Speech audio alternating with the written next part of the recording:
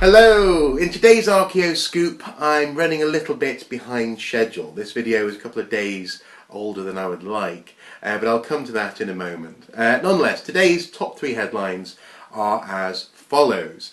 Headline number one comes from Stonehenge, where we recently saw the summer solstice. Now every year this is a huge event. People flock in their thousands, their droves, around the ancient stones. This year, around 36,000 people approached Stonehenge and were able, many of them, able to clamber in amongst the monument itself, which is a very rare privilege. It only really happens on occasions like this. Unfortunately though, the news story, this particular news story, is not linked with the celebrations and the revelry which happens on solstice sunrise, rather with the aftermath. And actually the army of people who have to be brought onto the site, volunteers presumably, to clear up the rubbish of these people who turn up specifically on solstice day. Throughout the solstice celebrations, this army is constantly picking up rubbish anyway, just so it doesn't get completely out of hand. But then the aftermath is truly stunning. Now, there are pictures in this particular article. It's headline number one. Do take a look. And as someone actually on the Facebook page said, you wouldn't treat a cathedral in this way. And if these folk who are turning up think that, that this place is a holy site, why do they treat it like a rubbish tip? Now that said though, funnily enough, there is an archaeological argument that actually we find the remains of meals and celebrations from the Neolithic in the ground all the time. But often these celebrations, these deposits, this evidence of celebration, are actually carefully structured rubbish pits, or it's rubbish which has made its way over centuries into the ditches, and often there's a ceremonial structure to the way that this rubbish turns up.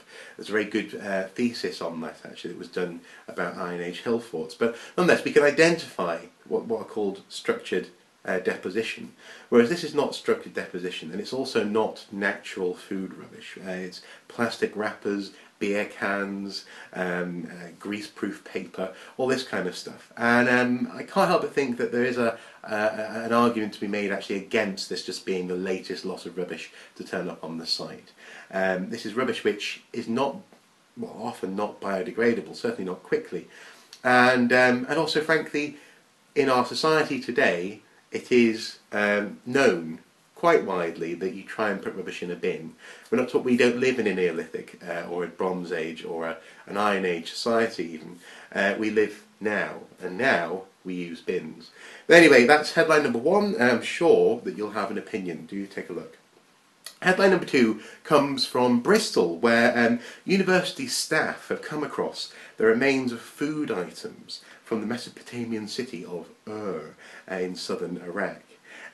These actually are the remains of food offerings from a royal tomb dated to around about 4,500 years ago, so about 2,500 BC.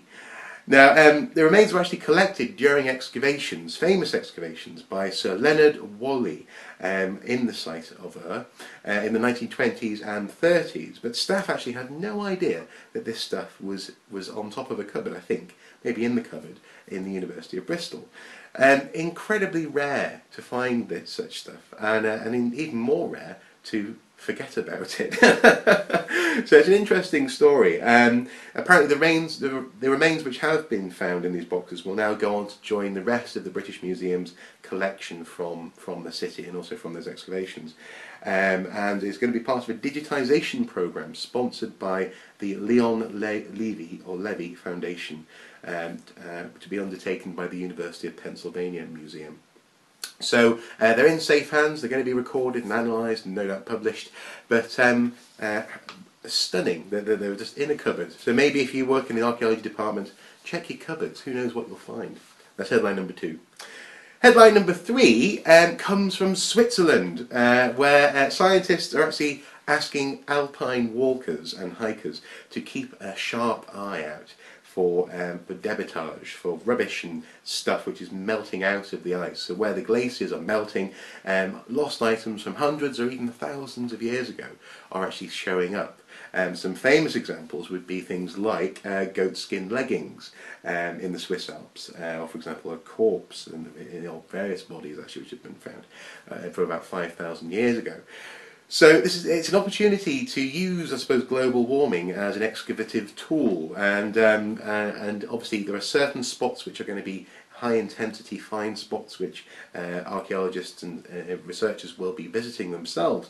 But just in general, if you're walking in the Swiss Alps, why not keep an eye out? You might find a find which changes the world. Who knows?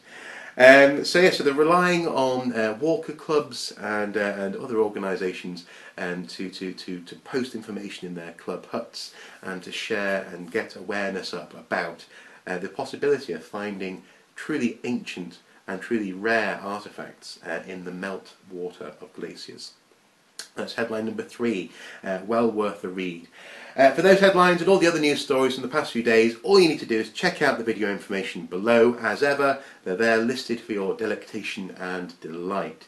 There's actually yet another news story about the wonderful diving MA student who's actually put together or been part of an exhibition showing some of the remains that he's uncovered during the course of his finds. Of his research, in the River Wear in Durham. I actually met the man a couple of months ago. Lovely chap, and great to see him in the news again. So that's another headline that you can check out. So there you go.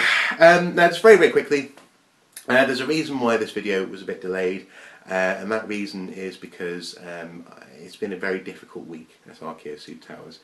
In fact, it's been a very difficult couple of weeks. I won't go into why, but there have been some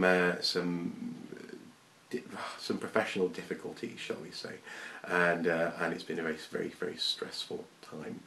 So last night actually I was feeling so tired and stressed by it all that I did in fact just ask for a bit of support on the Facebook page, and I was overwhelmed by the response. Lots of people who really don't want to see Archaeoscoop dwindle or disappear just because of stress or time or whatever.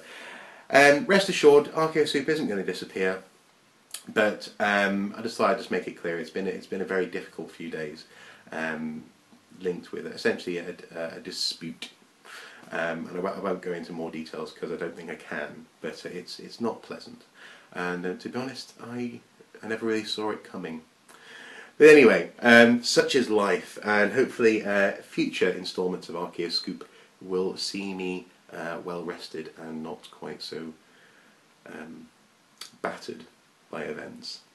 Anyway, hopefully you're doing okay wherever you are and whatever you're up to, and as ever, until next time, do take care. Bye bye.